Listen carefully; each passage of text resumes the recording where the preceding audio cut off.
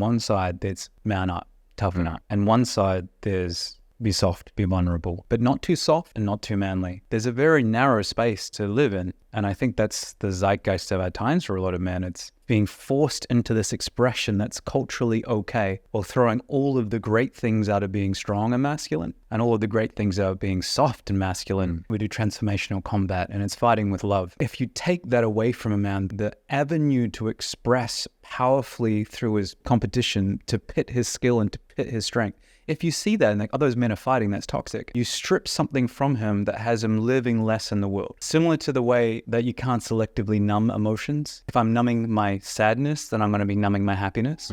It's the same thing for what it is to be fully expressed as a man. If I have no outlet to use my strength and my power and my force, then I'm going to have much less capacity to feel my softness and my vulnerability and my authenticity. It's just going to be numbed.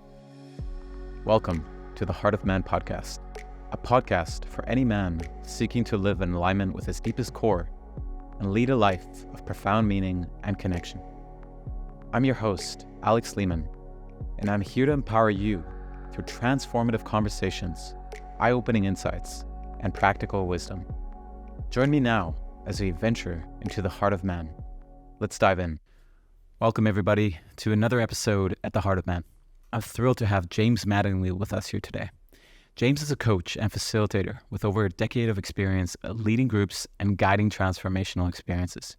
Within his work, he leads in 3 distinct areas: helping couples reignite the passion they had at the beginning, but even better, supporting individuals to unveil their inner genius and superpower, and leading men's groups focus on helping men step into courage and love on each other with their fists using boxing and embodiment.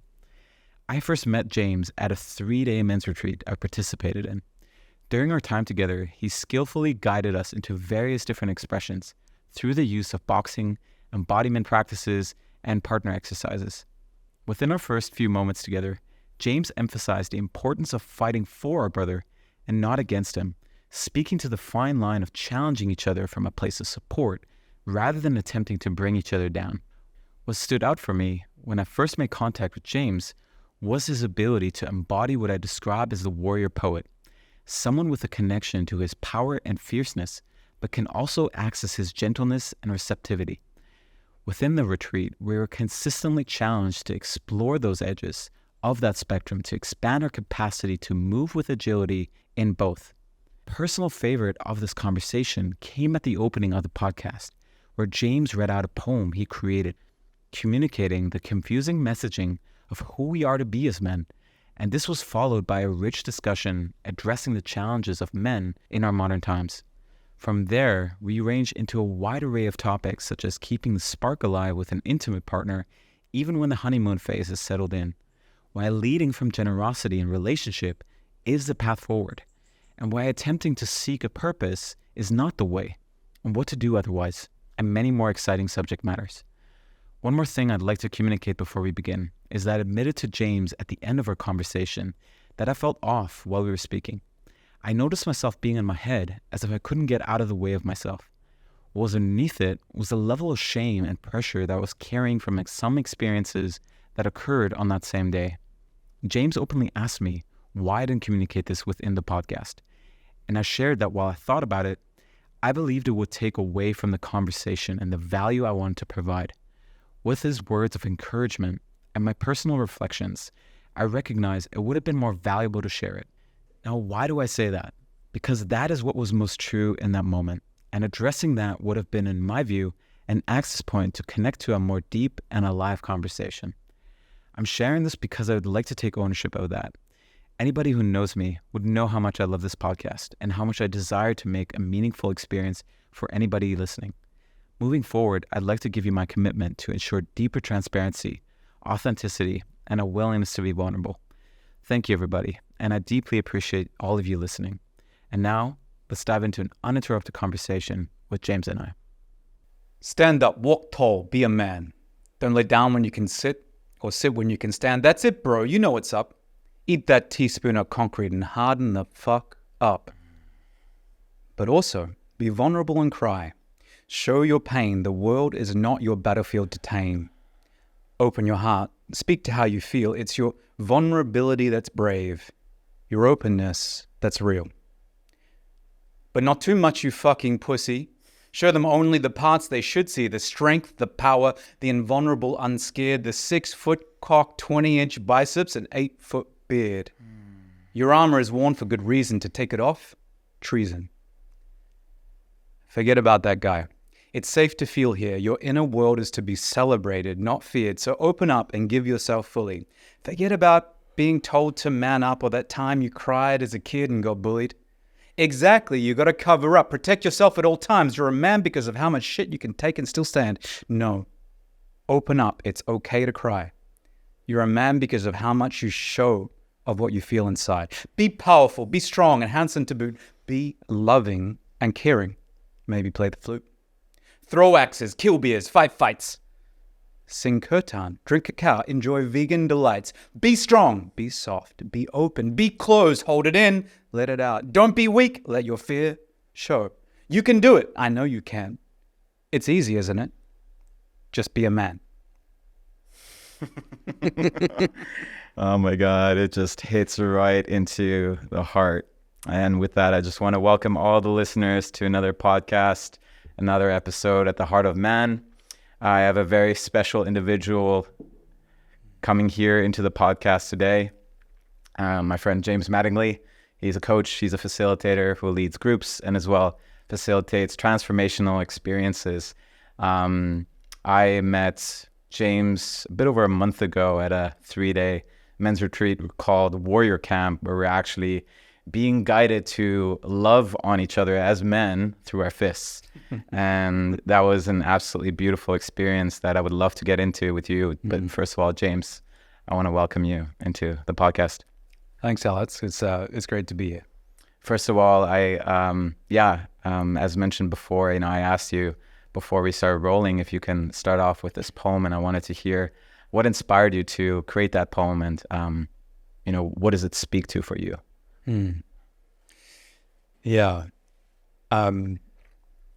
I grew up in New Zealand, and New Zealand is a lot like other places in the West. At least for young men, there was a real culture of machoism, and there was a real culture of like that sentence in there: "Eat a teaspoon of concrete and harden the fuck up," was a constant sentence in my youth.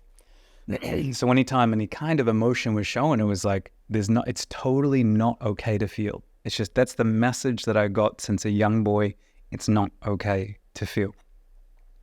And yet there's this whole other side that I developed through self-development, through being in a Buddha, through transformational processes that is really highlighting the value of being vulnerable, of being authentic. And it so often feels within me that there are these two warring sides going backwards and forth. So when I was sitting down and thinking about this, literally two voices within myself, reflecting the two voices in culture, it just lent itself really well to the spoken word where they were being acted out almost. Yeah. I feel you communicated as well that dichotomy so beautifully. And, to me, those are kind of two poles that are consistently held at a particular tension. And I've been in both of those, right? But I think speaking to it in such a way where we have an awareness of both of those is definitely something I don't hear a lot of. And what it speaks to for me is ultimately this emphasis around don't be too manly, don't show too much of your masculine assertiveness, your power. But then as well, on the other hand, we have the narrative, don't be too soft, don't be vulnerable, don't be a pussy, all of these things. And growing up with that narrative inside of me, I definitely had that embodied experience of walking on eggshells and really not knowing how to be and who to be as a man. Yeah. Well, it's interesting because if you look at the space that's in between, so on one side, there's man up, toughen up. And one side, there's, be soft, be vulnerable, but not too soft and not too manly. There's a very narrow space to live in. And I think that's the zeitgeist of our times for a lot of men. It's being forced into this expression that's culturally okay, while throwing all of the great things out of being strong and masculine and all of the great things out of being soft and masculine. We just get stuck in this tiny little bandwidth in between. Yeah. I'm curious to hear if there has been a defining moment for you where you came into deeper awareness of, those two pain points, and what ultimately guided you into a journey of perhaps disrupting some of the cultural narratives that we have been taught around being men. Many. Many.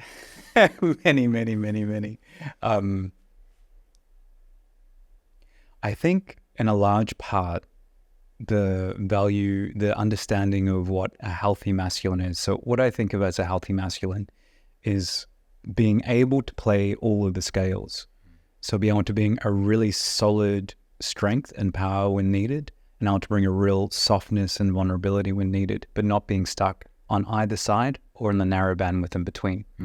For that to happen, I had to realize in my bones, I'd had the felt sensation of what the energy of healthy masculine was. And because I wasn't exposed to it, and because there wasn't a lot of mentors or guidance for it, it took me until my, I think, early 30s when a female friend of mine took me to this workshop with a man named Eli Barin. And Eli is my longtime mentor now. And I can't even tell you what we did because I don't really remember. It's just different. Eli is very good at embodied exercises. So you do a bunch of things that seem really weird if you describe them. But I left the workshop and I was like, ooh, what is this thing that I feel? I felt so grounded and so in myself and not needing to pretend or smile or show up or do anything. I was just in myself. And it was so unfamiliar and so weird that I went and I think I bought Pringles and beer and went back to my room. Just got into bed and just numbed out because it was like, what? I don't know what to do with this thing. Right. It was so unfamiliar. It was so unfamiliar, but it felt so important. So that would be the first, I would say, cracking open of understanding in my body of how I identify healthy masculine. And then all of the years and all the work afterwards is spending more time in that space. Yeah.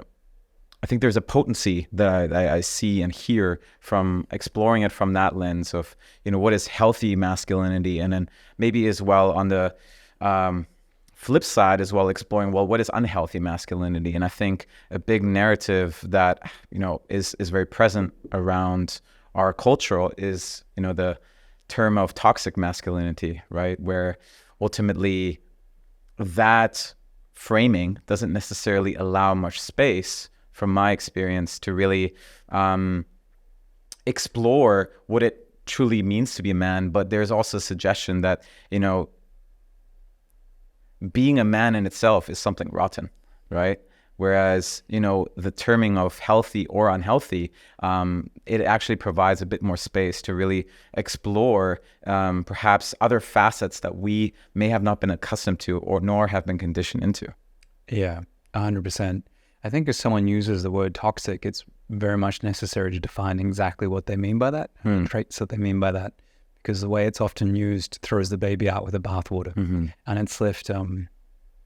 It was an interesting email I once received from a guy that worked in the space, and the header really caught my attention. Why do I feel like I need to apologize for being a man? Right? I can relate to that. Absolutely. Yeah. And on the flip side, there's a lot of historical imbalance between men and women.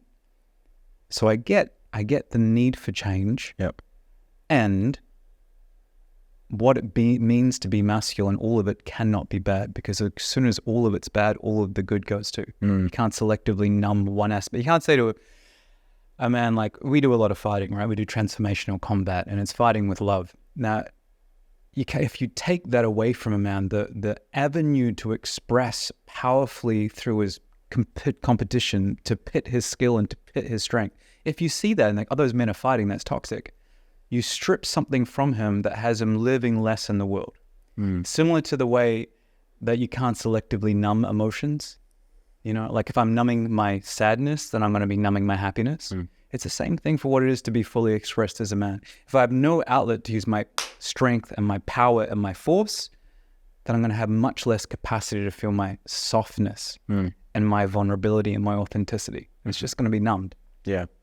And we've kind of been cut out of that. And I think something that as well is very highlighted within the poem that you've offered is that there's a narrative around it's never actually been safe for us to feel, nor has it ever been safe for us to be in our power as well. And I think that is something that is not, as highlighted or as, seen. I'm curious to hear, what are your thoughts on that? It's a total shock to most women in particular, and to a lot of men that haven't thought about it, that we've never had a safe space to feel. Because if I think of myself, not so many years ago, even that word safe space was of course I'm safe. Of course I feel safe to feel. Because it didn't even relate to my experience. What I didn't realize that there were so many times that I was hiding and compensating and not speaking to my own fears and my vulnerability. And it's like they were two separate things. Over here, there's that safe thing that other people need. Yeah. And over here, the growing awareness of all the areas that I didn't feel comfortable in sharing my deeper thoughts and experience, without realizing that's what it was to not feel safe. So my entire life, and most men that I know, have grown up in a culture that shuns tears, it shuns vulnerability, and it praises stoicism, and it praises typical masculine traits of pushing through. And it results for most men, are not even knowing that they don't feel okay to share something vulnerable. Does that make sense? Absolutely. Yeah. I forgot your question. Yeah. I actually don't recall it myself as well, but another curiosity that's present now is, has there been a defining moment that arose for you that made you realize that you actually didn't feel safe to feel, nor to express or, expose or reveal those aspects of yourself?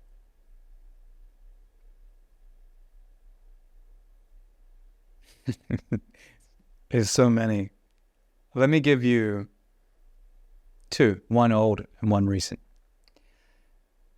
The older one is when my first aspect of working in the transformational space, being open to it, is like many other people, came to Bali for a yoga teacher training, going back over 10 years now. And it was kind of a kooky one. It was really transformationally based, and you got put in pods. And those pods you spend more time with. So there's 50 people in the training, and you have a group of 9. And you do extra activities with them, and you speak to them. And those of you that haven't done a month-long training, week 3 is always the boiler point. It's where everything's coming up. It's a fertile ground, but it's also a tumultuous ground.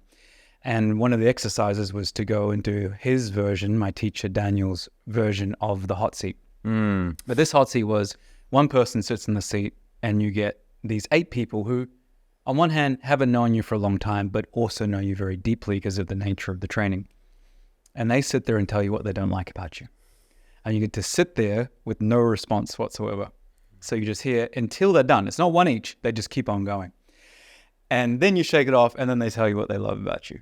But it was really interesting, because the reflection I got over and over again was, you seem so practiced. It feels like everything you're going to say is planned, and I feel like I don't know you. And if one person had said that to me, it would have been really easy to shun. But when 8 out of 9 people are giving me the same reaction, right, it's like, oh my God.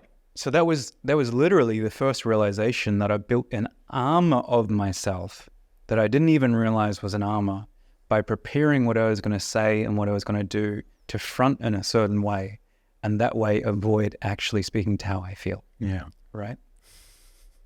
So that's the more historical version. Today, so this is a constant work for me. Even today, I was with a good brother of mine, a good friend of mine, and he said something that really felt like I was being cut down from it. I actually don't think it was his intention. But he said something that was like, that had me feeling, oof, and had me going into my head about what he'd said and what I was doing in my actions, and stuck there. And in the past, I would have just dealt with that on myself. I'd be like, oh, it's okay, didn't mean it. Or I would find some way to get back at him, or whatever it might be. I just probably wouldn't have shown anything. And over time, I would have felt the pain of feeling less than less. Yeah. Now there's a choice. So this time I just went up to him and said, hey, what you said before really didn't feel good. And there was no attack from it. He didn't actually have to do anything at all. He didn't have to apologize to me. Like that's not my intention of saying anything. The entire when there is opening up my world, not collapsing and going, oh, I feel so crap, or not being like, fuck you, you said that thing, which are the two things, and not being, let's sit down and talk about our feeling. When you said this, I felt like, no, just being like, hey, I notice I feel distant from you and you're my good brother. I want to feel close to you. What you said before really didn't feel good to me. Initially, when we may get into this work, we may not even recognize how we're ultimately protecting ourselves from revealing our emotions. The thing that I most see as well for myself is that regardless of the amount of work that I do, that the narrative of not expressing myself, not revealing myself and what's really happening at the core and my vulnerabilities is still very deeply ingrained. And a part of me, I can definitely like relate to a sense of a performative nature in me, let's say.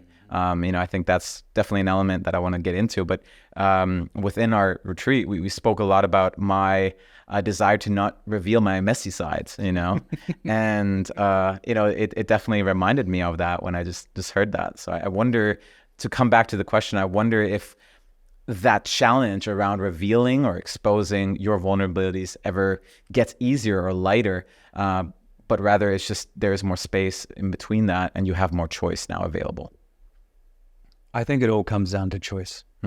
So step one is recognizing there's a process going on and that I've separated from the moment. So everything's great and good. Somebody says something, throws me off center, and I get stuck reeling in my head, whether that's my mother, my girlfriend, my friend.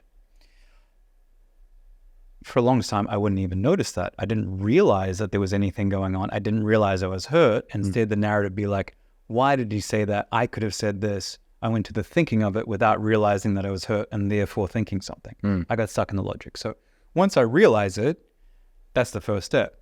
The second step is taking a different option. Maybe that option is to do exactly the same thing.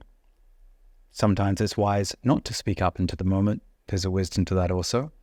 But then from there, there's a chance to say something and act in a different way. And that's what gets space. I don't think it gets easier. I'll let you know in another 10 years. Yeah, great. I look forward to hearing from you. I would love to get a little bit into some of the work that we specifically did at the Warrior Camp, but as well within the events that you hold, Ubud Fight Club. Yeah. And, what I observed was ultimately as well within you, which is as well what sparked the curiosity to have you on the show, is this beautiful coming together of, what I see as the warrior poet, ultimately that ability to, stand powerfully, to hold a strong spine, and then as well assert strength when needed, but at the same time have a level of sensitivity and attunement to what is happening around us. And I think that is definitely something that we've been consistently trained or have been consistently exploring. So I'm curious to hear what ultimately inspired you to create this, and what is the intention or idea behind it? I think you actually summed it up really nicely. I mean, this warrior poet, it's a cliche but accurate term. Yeah. Like, I love the idea of the warrior poet. I love poetry. I love the soft arts. I love qigong. I love flowing, and I love dance, and I love fighting, and I love jiu-jitsu, and I love punching, and I love using my full energy. And those two are paradoxical, and they always will be, and that's okay. The question for me becomes, what is unexpressed and how can I move into it? Maybe there's a better way to say that. If there's this range of masculinity, I don't want to even get into the feminine side of it yet, but let's say masculinity. I don't see it as feminine arts and masculine arts. Let's call it soft arts and hard arts. So on the masculine soft arts, there's a huge tradition, as I've mentioned, qigong, or it could be poetry, or it could be philosophy. And on the strong arts, there's wrestling and warriorship and power. I love being able to play up and down that scale. And I love being able to help men move up and down that scale. I love being able to move men that are really, really strong into a soft and vulnerable space. And I love being able to helping guys that are always in a soft, vulnerable space stand with more power. Does it make you a better man to be able to play that whole range? I have no idea. I think the reason to do this is if you feel there's something missing. And that was my genesis. Just going deeply down into this yoga realm, let's say, I felt there was a part of me missing. And that when I played up here, that part felt fulfilled. If I just play up here in the scale, then I also feel something's missing. Right. So for me, there's this value in moving up and down. Yeah. No, that's really beautifully put. And what I see as well for myself is that there is different, distinct needs that I personally have for myself, or there's particular nutrients that are asking to be nourished or to be met. And if I only play in one realm, one aspect of me becomes more overemphasized or overexpressed, whereas the other one becomes more underexpressed or underemphasized, which kind of leads to perhaps this perception that there's something wrong, something is missing, whereas we may not realize there is just a particular expression of ourselves that we may not be tapping into. The other thing as well that I see as so incredibly valuable of experiencing or being able to express more range is the way I express it in my own life is it provides actually more confidence in being able to respond to what's the situation or what my environment is ultimately asking of me, right? There is particular moments where I may need to assert myself. I may need to express a boundary. I may need to hold strong to whatever is, appearing in front of me. However, in other moments when I'm, with my intimate partner, when I'm, in a position where I would want to provide deeper safety, trust, attunement, it does require me to explore more of those softer elements as you communicated. And I think an inability to switch between those, that actually ultimately creates more difficulties in our lives. Yeah. I totally agree. I mean, it was interesting at the Warrior Camp, we had Joff, and Joff, he was a participant, but he was a professional boxer. He had 49 fights and 49 amateur fights and 4 pro fights, which is just a shit ton of boxing. He was a very skilled boxer. Absolutely. Far beyond my own skill, far beyond Jan's skill too. And before we started, before we even got into the retreat, we're sitting around the dinner table, and I forget who said this, but the statistics of Joff came out that he was a professional fighter, and one of the guys was like, "Ooh, don't want to fight him." Yeah. And he was joking-ish, but it misses the point of anyone there. He's the man I most want to fight. Not because he's safer to me. Someone that doesn't know how to fight, you spar with them, it's way less safe than somebody that actually knows how to handle himself. Yeah. Because they have some control and they have some sense of mastery about them. Yeah. It's the opposite. So I think even Peterson says that the weak man is a dangerous man. And I get that. Because if you can't trust yourself in those situations, if you lose your sit, if you lose control, if you use too much force or too little force, if you don't know the boundaries of your own force when it really matters, it's really hard to deeply trust yourself. Yes. And if you don't deeply trust yourself and your own limits, it's hard for other men and for women to trust you. Yeah. That's really beautifully put in. What it actually reminds me of is an experience I had roughly a year ago when I was exploring jiu-jitsu, in my first few times. And I was with another individual where we were in combat ultimately. And he was as well a beginner like me. And I could feel that there was a level of, I'm going to say as well, danger present in this experience. And there was a particular move that he brought in where he didn't understand the full magnitude of the force that he was bringing in, and ultimately almost popped out my shoulder. Whereas with other individuals who are very practiced, who are very experienced, they have an ability to, yes, be forceful and, to put me into places where I'll tap out. However, there is a level of safety that is connected to that, where with that particular individual, I couldn't feel that safety because, the way I'd frame it is he didn't even know himself within that particular art. Totally. And that is very transferable, I think. So if you take you as the stimulus and him as his response was greater than the stimulus warranted. So in the jiu-jitsu setting, that's very clear. But what if it's a bar setting when someone's getting aggressive? It's the same thing on a central nervous system. He gets a certain stimulus. Now, what is his response? If he doesn't know the edges of his own response and his own capacity, he might respond with too much or too little. But if you have somebody that's a professional fighter, that's in a bar fight, they barely ever actually get into fights. And when they do, it's generally very measured and very well-rounded. The same thing happens when you're in a relationship.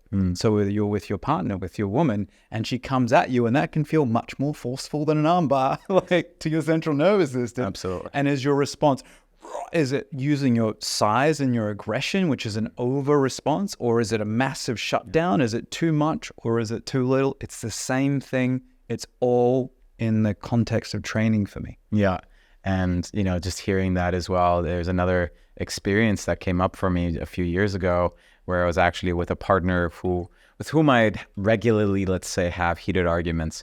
And it was very humbling for me to be in that relationship because I wasn't aware of the anger inside of me that was unexpressed and that was still very suppressed. And there was regular moments where she would ask us to pause and for me to take a breath because she would notice my anger. However, I didn't. How did it go down for you when she asked you to pause and take a breath? Could you receive it? Yes, I could receive it.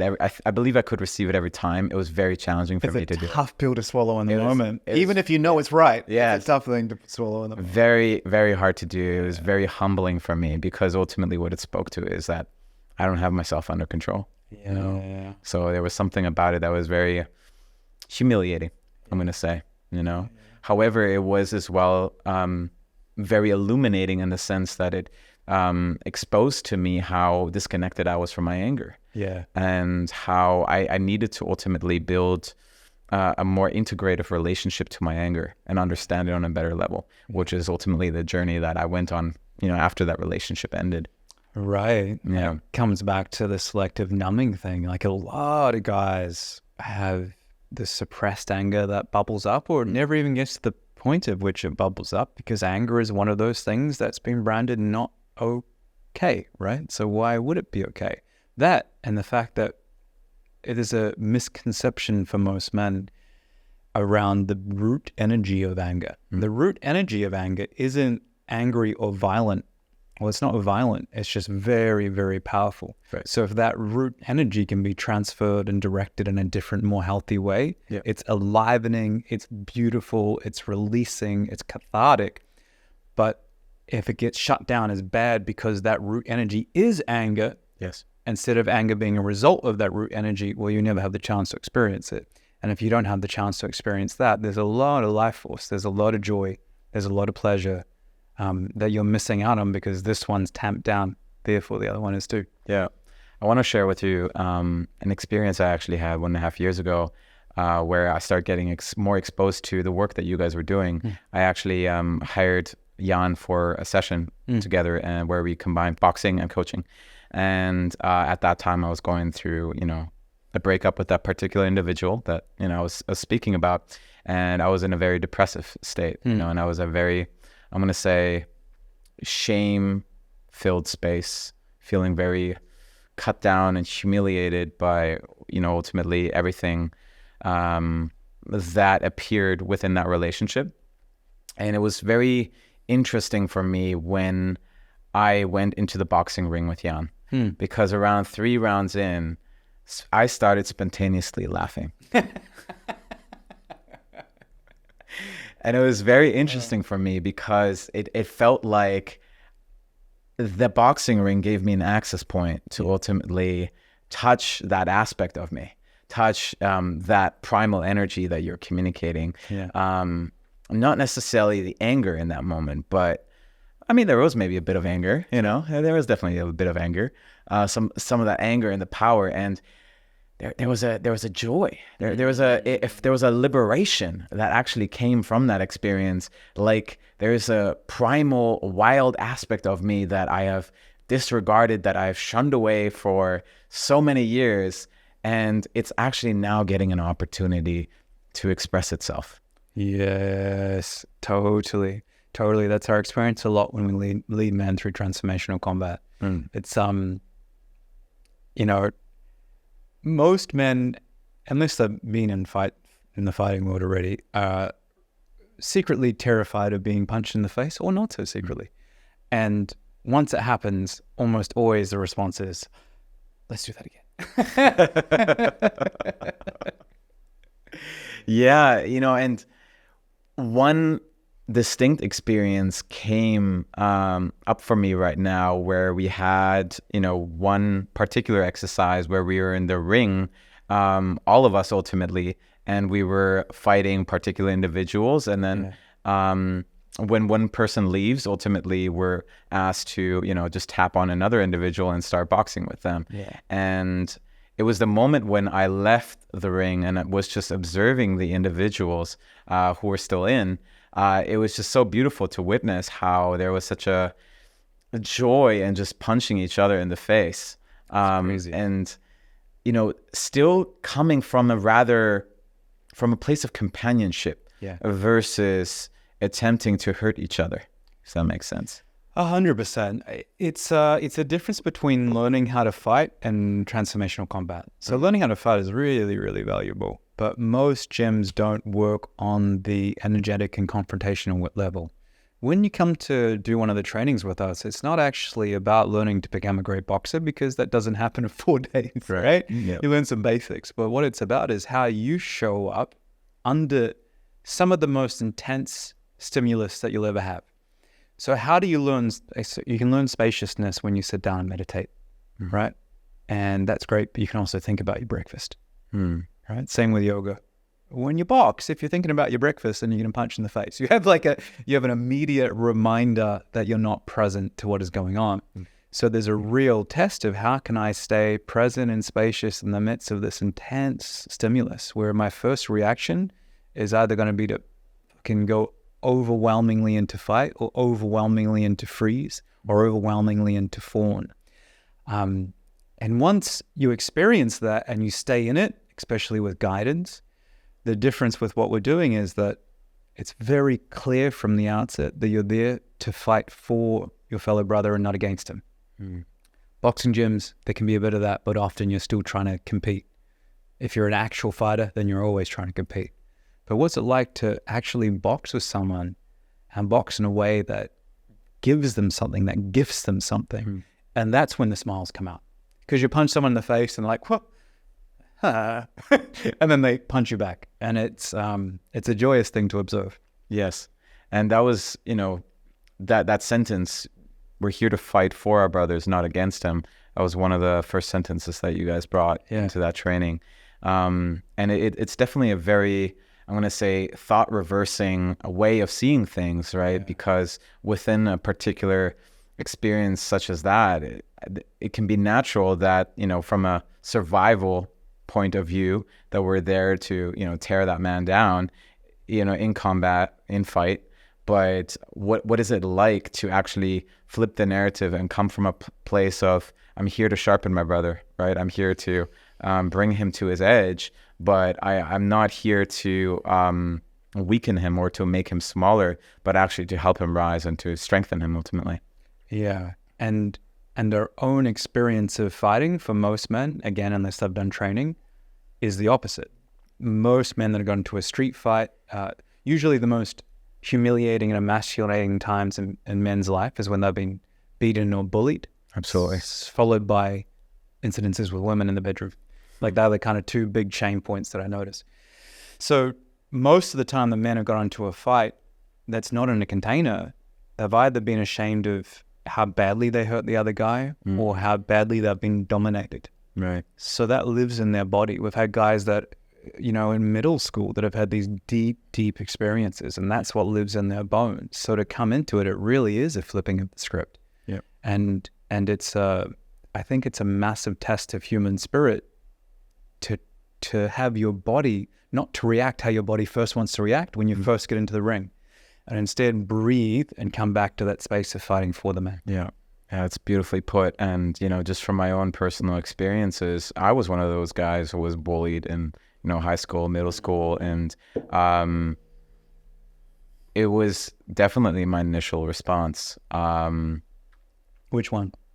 To kind of come more from a position of, all right, I need to protect myself right now, or I need to, put my armor up, and I need to hurt this man. Yeah. Right. I think that is kind of the position that I came from, because in past positions of being bullied, I was dominated into submission ultimately. And I think one of the biggest shame points that has always been present for me growing up is that I'm a coward, and that I'm not able to stand up for myself. And there has been multiple experience after those events of being bullied where, I was ultimately choking because I couldn't speak up, because my nervous system, was so wired into, it does not feel safe. Yeah. It is not safe for me to communicate this thing. It's not safe for me to stand up for myself.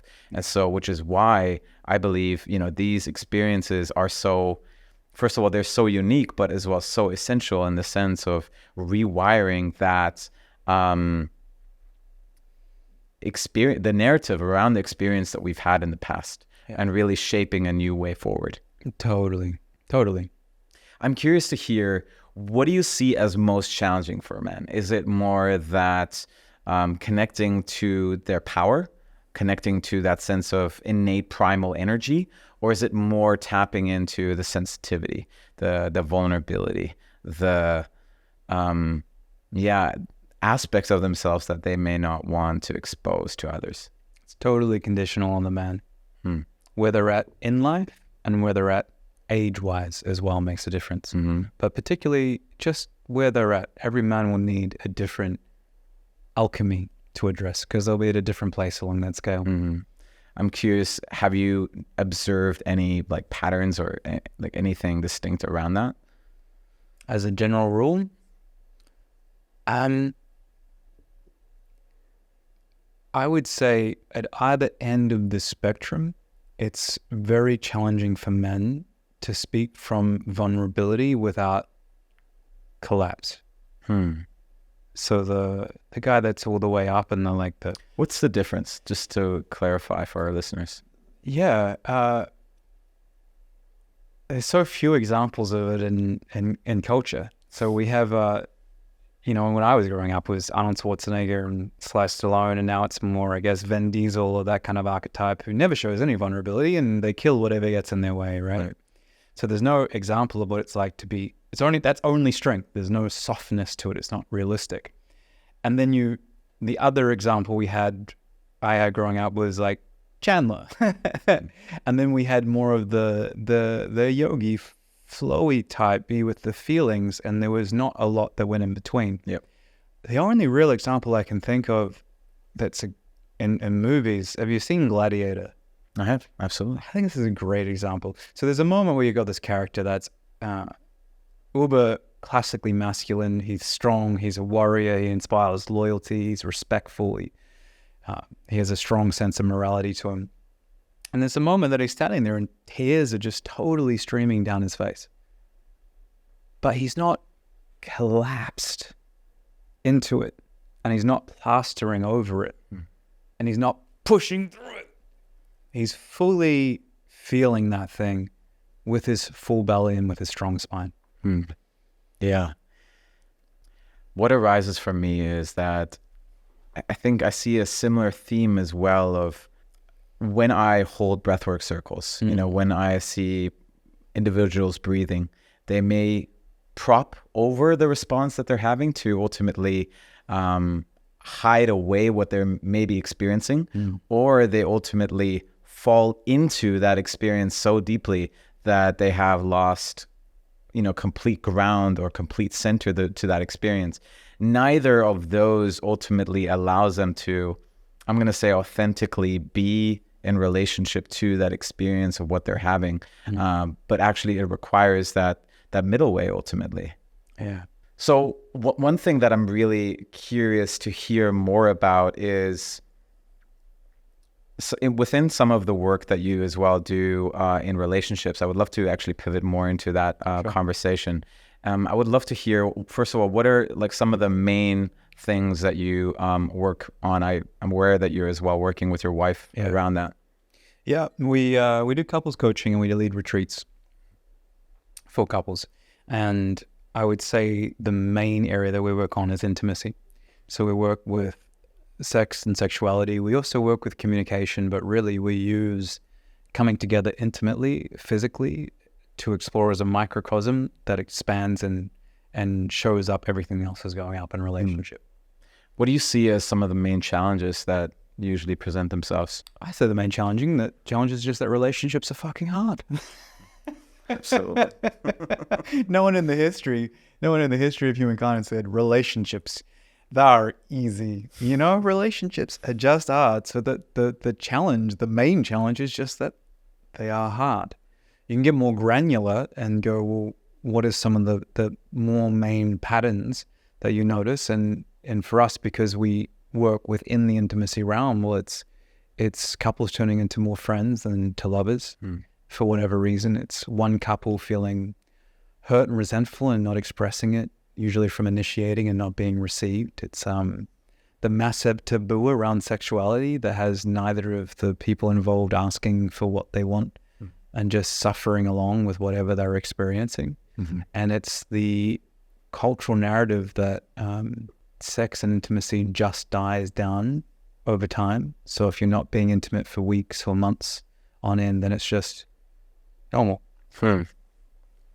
And based on, those challenges that present themselves within, couples, I'm curious to hear what are you ultimately supporting them and educating them on? How to touch, how to be touched, how to receive, how to be received. And on a more practical level, we're educating them on just how you navigate living a full life with work and kids and still maintain a strong practice of intimacy. Even the idea of a practice of intimacy is new for most couples. Yeah. Tell me more about what that would look like. So it looks like, okay, you want to learn a guitar. You don't pick up and sound like Santana. You pick up a guitar and you practice a chord and you keep practicing a chord and you keep practicing until you can play that chord. And you play another chord and you keep on doing this until you can string a few chords together. And that can take a while. To play like Santana can probably take a few lifetimes. When it comes to intimacy, for some reason, it gets put into a different category where we don't think of it as a practice. Whereas every other physical thing that we do, like to hire a PT, a personal trainer, to hire a business coach, to hire a life coach, to spend time and money and effort on your business and hobbies and personal life is really normal. To do the same for intimacy is just, there's some shroud of tabooness which has couples not even think about it. So what a practice looks like is going, actually, there's a whole world of things that we can practice to feel closer to one another. I'm not talking about just sex, though sex is part of it. So that has both couples living their lives and then also realizing that that their intimacy and relationship is really worth cultivating. And therefore, you don't just make love, you don't just become intimate when you both feel like it. Therefore, you go, hey, this week, when are we going to come together as a practice? And probably not the best result is, how about at the end of the day, after a really big day and after a full meal, when there's nothing interesting on Netflix at 11 p.m. at night? That's a recipe for disaster. It's probably more likely going to be 3 p.m. on a Tuesday, 8 a.m. on a Friday. And then you come together to look at a part of what intimacy is, and then you practice that part. We have a chord. Then you practice another part. Yeah. And then you can make music. Yeah. I really love this idea of like really coming together with it intentionally, because I think there can be a narrative around it's supposed to show up spontaneously. And, Strong one. Yeah. And, it's supposed to just happen. And the idea of making it a practice is perhaps initially seen as rather unsexy. It's very confrontation to a lot of people. And most couples or most relationships die waiting for spontaneity. Yeah. I'm curious, how do love, intimacy come together with attraction and desire? Because the way I've learned it from, particular individuals and teachers as well, what has been really helpful for me is to actually recognize those are, to a certain degree, opposing forces that are at a particular tension. I'm curious to hear if you hold that same idea and how would you communicate that? Well, they're kind of diametrically opposed. Love requires trust and reliability, and attraction requires a newness and variety, which is why you have this puppy love stage or the early sexy stage where everything's new and everything's exciting. Yeah. It's less exciting once you know what your partner sounds like when they poop. When you know the way that they act and the way that they move, there is very naturally a difference in attraction. And the problem isn't that. The problem is most people haven't reoriented themselves to what attraction looks like in long-term relationship because we've never had a model for it. And the only model we really have is either our parents or culture. And in culture, movies show boy meets girl, they have a problem, they overcome it, they're very sexy and passionate and love. But the movie doesn't go for the next 40 years. You just see that first bit.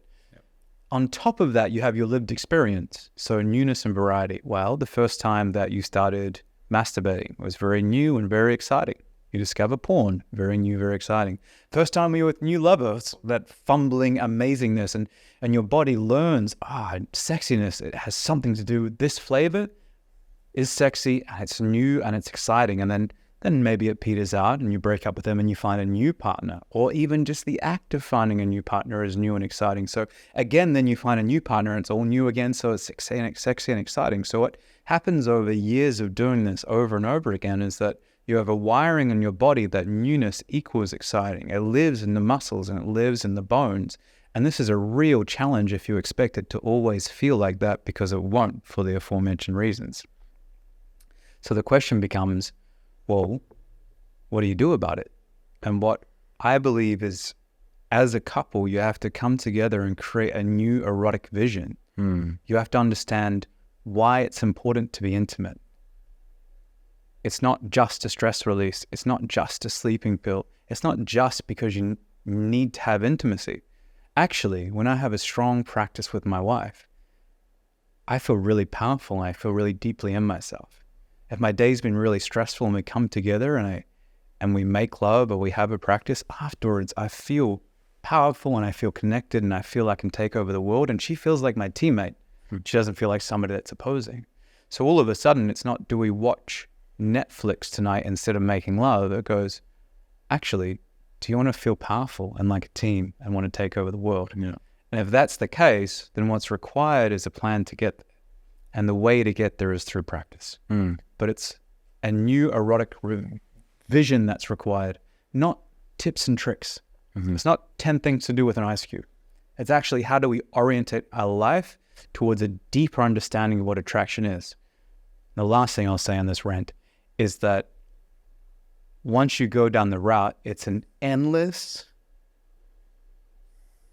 potential for pleasure and power. Because instead of going broad, you go deep, and there's so much to uncover.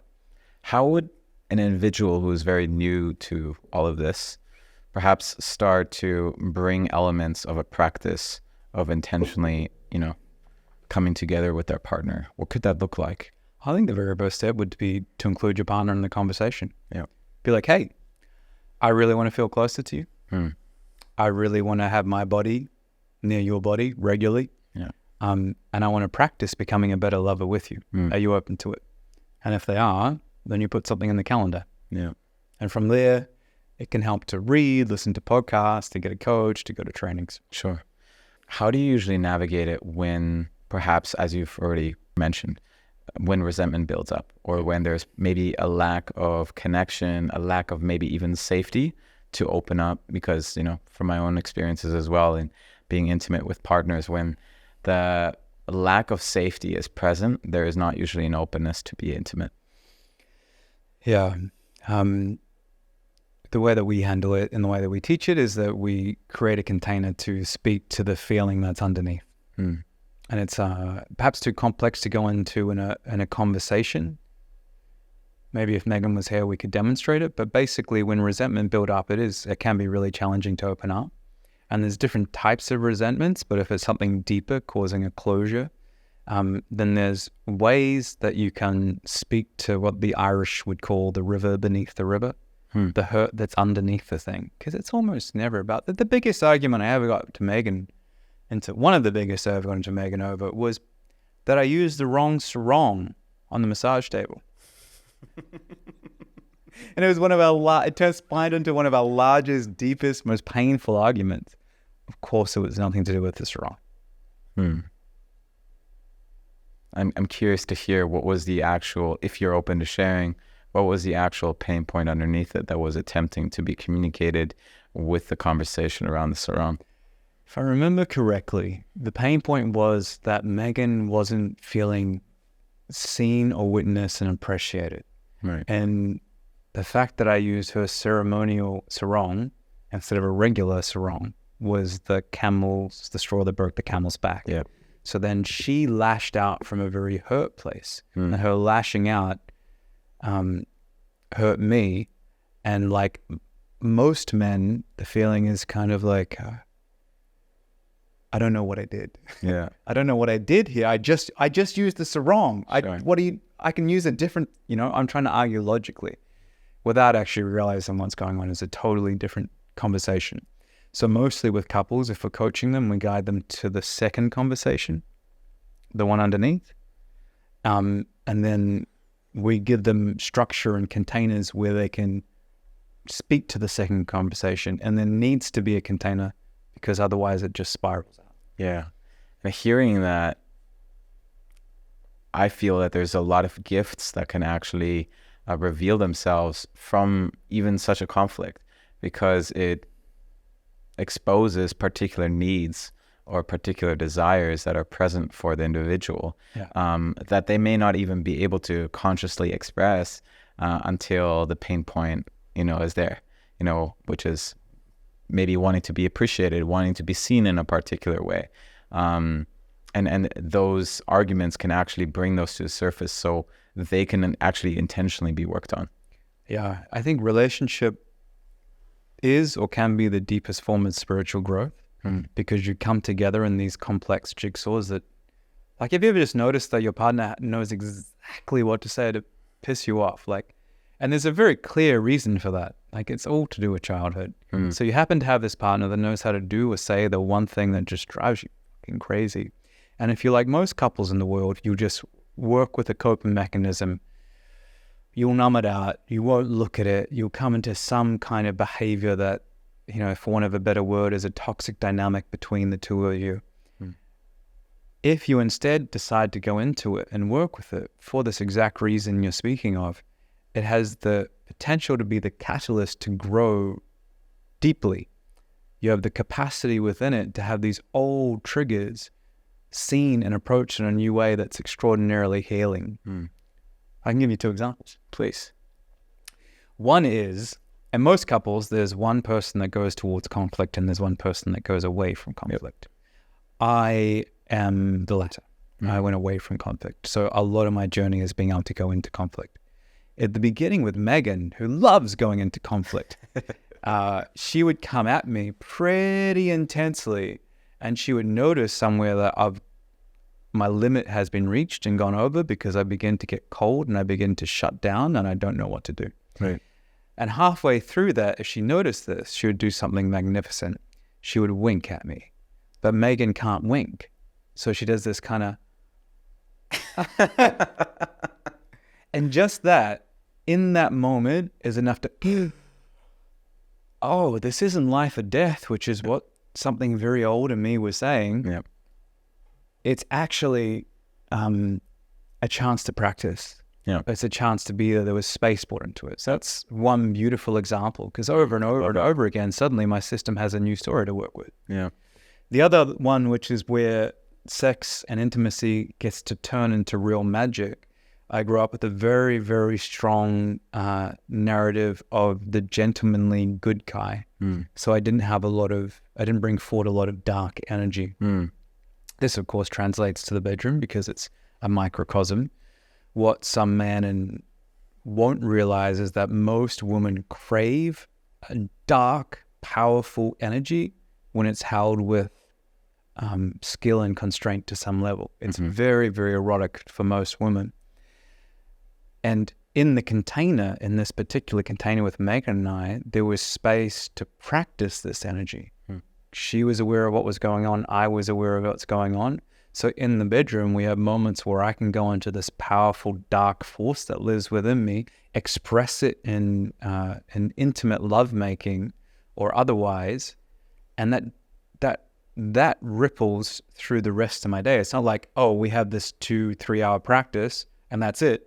No, I have that feeling now in my body. I have an aliveness in my body that I can then take out into the world as well. Yeah, it's beautifully put, and as well reflecting on some experiences with my past partners, it's been where I've started exploring, bringing some of these darker energies as well into the bedroom.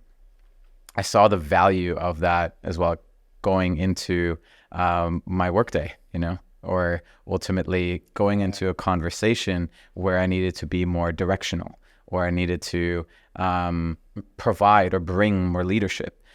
That ability to be received in that way, I think that was the big thing for me. To be received and to be said, yeah, that part of you is welcome. I want that part of you. Exactly. It circles back around a little bit to, is it okay to be a man? Right. Do I have to apologize for this thing? Because that thing lives there, and then you have a partner that's willing to receive it. Yeah. Not only receive it, but the receiving of it creates joy and erotic pleasure. It's like it's a healing balm. Yeah. I heard you at times speak about this idea of creating virtuous cycles in relationships. I'm curious to hear what would that look like in a relationship? Like, what are some of the principles that you bring in to ultimately create virtuous cycles? Sure. Virtuous cycle is doing things around and for your partner that create a good vibe, let's call it. Vicious cycle is one that's of complaint, and it brings you down. Virtuous cycle brings you up. So to answer the question, a vicious cycle would be complaining about your partner to them or to somebody else. That very really, like, you never buy me flowers. Or they come home with red roses. I don't like red roses. That's even worse. But you never buy me flowers. Cindy's boyfriend buys her flowers all the time. That is not an inspirational way to encourage gifting, right? For example, complaining about everything. One person complains, the other person complains, the other person complains. It brings both of you down. A victorious cycle is the exact opposite. So it's expressing appreciation and gratitude to them, around them. If there are other people around them, it's even better. If you're with friends and you get to brag about your partner, it's a really beautiful thing. And there's many ways to do this. A structured way that we have is, we call it GADS, gratitude, appreciation, and desire. So we did this every day for many years, and now we do it, not every day, but probably every second or third day. It's 3 gratitudes, 3 things we're grateful for about in general. It's 3 appreciations about your partner, something specific and how it made you feel. And then 3 desires. So a desire you want to do for yourself, a desire you'd love to see for your partner, and something you'd want to do together. And this is just a very small practice, but after our retreats, it's funny. It's one of the ones that really sticks for people. And what a virtuous cycle does, fan the flames of intimacy. Most couples feel that once they feel good, or their partner feel good, or they're appreciating, or they're not doing that annoying thing, and the kids are asleep, or there's nothing on Netflix, then we're going to be intimate. Once I get away from this thing, then we can be intimate. Without realizing that intimacy breeds intimacy. So if I'm appreciating, what you appreciate appreciates. So I appreciate my partner, I show gratitude, I show love, they feel closer to you, you feel closer to them, and naturally you're going to want to be more intimate with your partner, and it bleeds this upward spiral. I love that. One phrase as well that really has supported me on my own journey is exploring this idea of generosity and being generous with my capacity to love my partner, even in those moments when a part of me wants to maybe naturally withhold. Right? There can be this subtle expression of maybe wanting to use control or wanting to use power by withholding my expression of love in this moment. And there may be this perception of, oh, okay, I can get my partner to do this particular thing if I just withhold love. However, there can what often is missed perhaps is how damaging that can ultimately be in the relationship. Even if the partner does what it is that you desire to do, ultimately what it like leads to is that, I can't trust myself with that person. Totally. During the retreat that we did, you brought up a very interesting conversation around wounds and how men's work to you is ultimately about exposing those wounds and learning how to wield or hold those wounds more effectively. And we may not be able to heal all of the wounds that we carry within this lifetime. And it's ultimately about, with our children, or let's say with our family, to consciously pass those on. Yeah. I'm curious to hear, tell me more about that. Oh, it's such a good conversation. It was bioalchemy Alfie that first turned me onto this. At least his way of thinking about it tends to be a little bit different. So I think it's particularly interesting for fathers, though it's interesting for all men. I think there are a couple of different types of wounds that we can have, or ways to deal with them.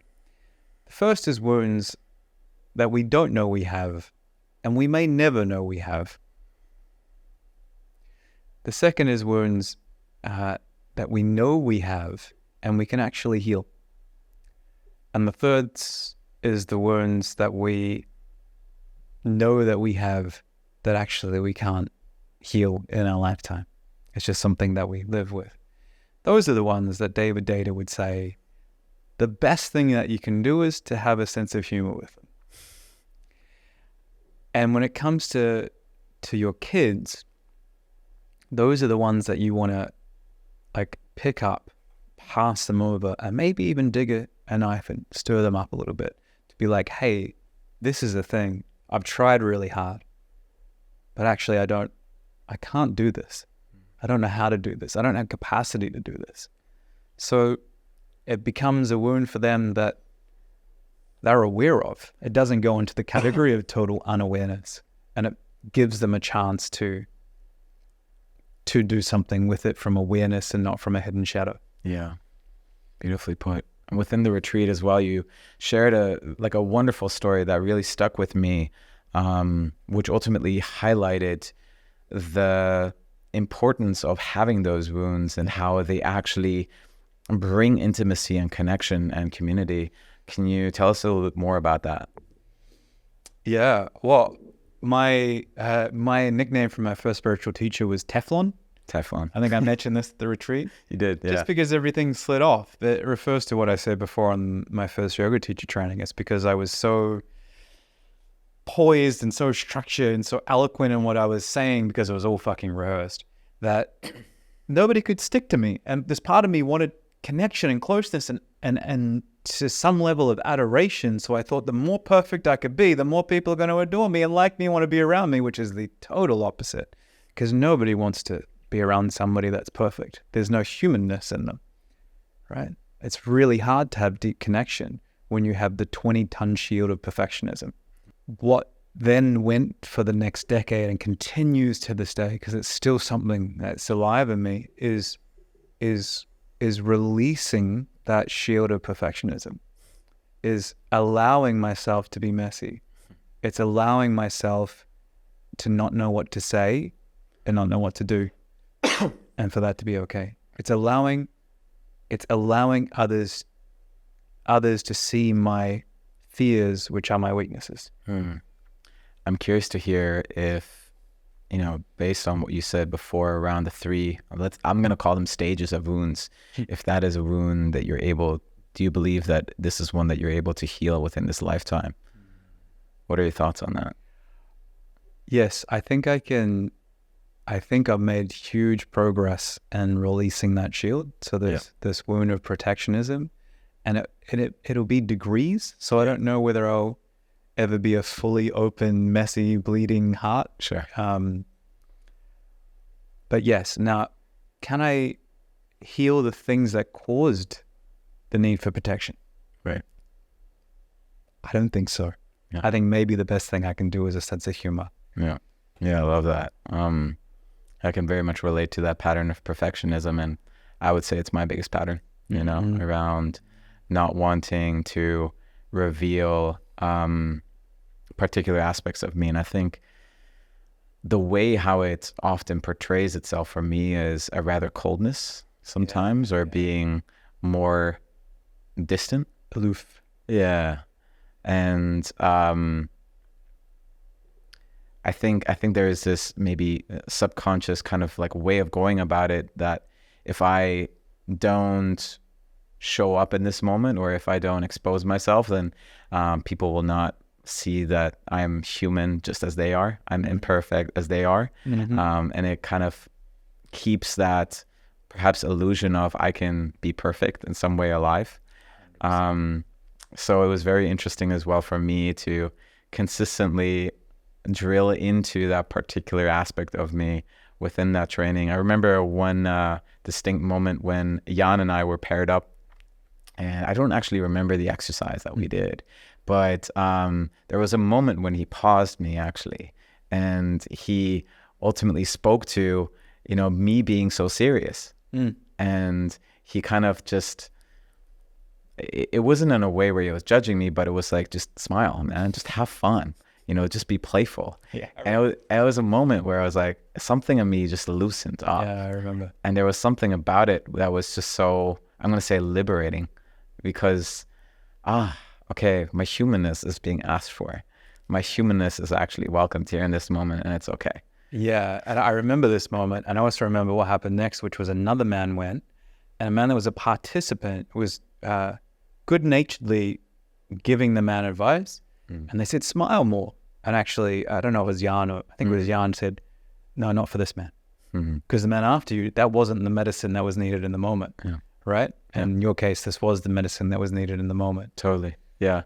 Very interesting how, you know, we all kind of carry our own distinct blueprints, and with that require different things. Totally. I mean, I've worked with men where it's the exact opposite thing, where it's stop smiling.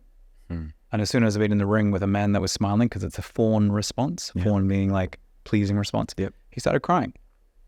Right? That's what was behind that smile. I know one of the aspects that you work on is supporting individuals unveiling their genius. And unveiling their superpowers. So as we're starting to wind down the conversation here, I would love to maybe just explore, you know, I'm curious to hear if there's anything that you'd have to say to that man who is maybe questioning, is it okay, first of all, for me to be a man, but as well, am I needed, you know?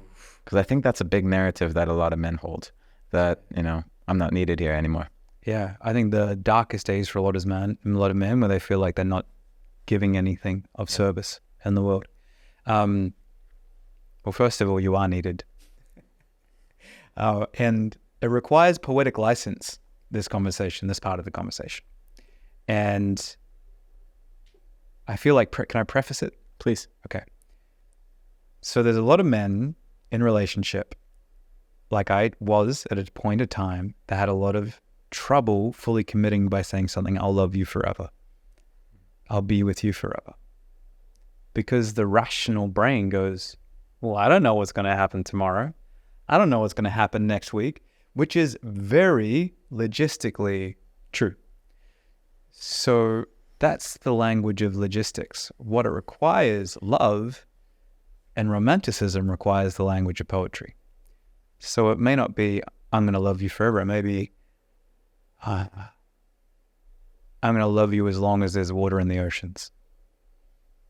I'm going to love you longer than the longest living tree on earth. You know? I'm going to love you to the heavens fall. It's somehow more true because you're expressing the truth of the moment in a way that narrates the logistical brain. Speaking about genius is a similar thing. There's so many beautiful myths and expressions of this idea of the daimon, your genius walking beside you and what you have to give the world. And I find it's a much deeper conversation to imagine your daimon and to explore your life through that lens than it is to say, what's my purpose? I think after being stuck in the what's my purpose trap for years, it's a really fucking dangerous question. And it's deeply embedded in men's work. I think much more interesting is to go, what are you interested in? What lights you up? What times in your life have you felt most connected to God, universe? Like literally write down the moments in your life where you got out of your way the most and felt in flow the most. Then go through your life and look at your hardest moments that you've managed to come out stronger and write out what you learned from that or what values you've instilled from those moments. And suddenly your life isn't a individual happening of experiences. There's these threads running through where that thing that you experienced when you were 12 had some similarity to the thing at 18 and at 25 and 30 when you felt most connected. Mm-hmm. And that difficult time that you had at 8 years old and at 18 years old and 23-year-old had some magic in it because you came out better. And there's some combination in those two things that can act as the guiding star, not for what you're going to do, but what your gifts are. And then those gifts can be applied in many, many different ways. Yeah. Beautiful. So I'm hearing a coupling of that thing that excites you, maybe your passion, if you can call it as such, but then as well... I think it's different. Okay, tell me more. I don't think it's what excites you or what your passion is. I think there's a distinction between that and when you feel most connected. So it really excites me to go bungee jumping. I fucking love bungee jumping. I don't plan to do that as my thing. Yeah, that's it might excite a guy to go surfing. I would say Kelly Slater had a pretty good genius in surfing. It's probably not most men. So it's not excitement or happy. It's the moment you feel most out of your own way and in flow. And it's not what happened before, and it's not what happened after. Because I'll give you an example. For me, it's facilitation. And I can remember being 12 years old and in a school play with an audience and just being totally at home. And then my first real job was speaking in front of 300 to 500 people every single week for months on end. And I just felt at home. Before and after, I criticized the shit out of myself. But in those moments, something comes through and I'm out of my own way. So it's not excited. It's most connected to insert your spiritual verb. Source, God, universe. Yeah. I love that. And I think as well, like I'm very happy as well. I kind of made that remark, so you kind of corrected me with that because I think there was a lot of value just in that. Awesome. And then the other aspect I'm hearing is as well kind of exploring the aspects of wounding, exploring the aspects where you got hurt and ultimately where you came out on the other side. Yeah. 100%. Because then you are uniquely gifted in helping people that have gone through a similar experience. Yeah. Nice.